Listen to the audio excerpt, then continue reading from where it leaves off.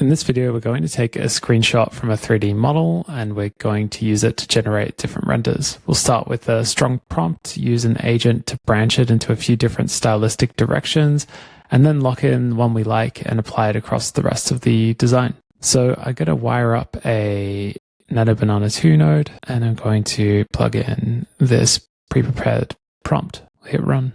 There's the render. Notice that the composition and the massing orientation all comes from the screenshot. The light, the material, the mood, the photographic register all come from the prompt. So a quick note on this prompt. A good rule of thumb for architectural work is to mention a few things like lighting, material, and maybe a named reference of perhaps like a photographer or a film stock, a publication style.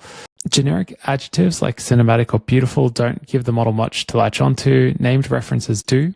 But I don't want to obsess over the exact prompt. I want to show you how to take a good prompt and use it as a seed for a bunch more. So I'm going to add an agent node.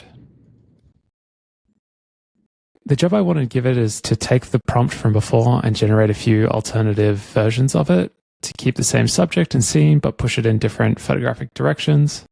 So I've typed a good prompt for that. I've given it the current prompt. I can make it a list and it's going to give me 4 outputs. So it's generated 4 different prompts. And what I can do is now hold Alt and drag the original generation.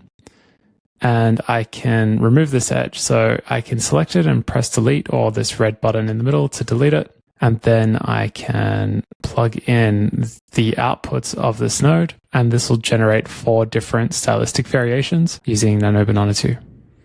So we've got some semi-decent output here. I think the move that I want you to take away from this video is that with a strong prompt, you can use an agent to branch it into variations. Your good taste shows up once the agent scales it. So I think I prefer the original prompt. So let's try applying it to different angles of the house. So a really easy way to do that is to just hold Alt and Shift drag the original image. It's still connected to this prompt. We can get rid of the image inputs and plug in our new images, and we can run these nodes.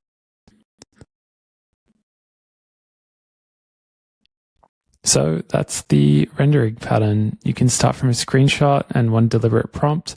You can use an agent to branch that prompt into variations so you can explore without rewriting. You can lock in the direction you like and apply it across your other views.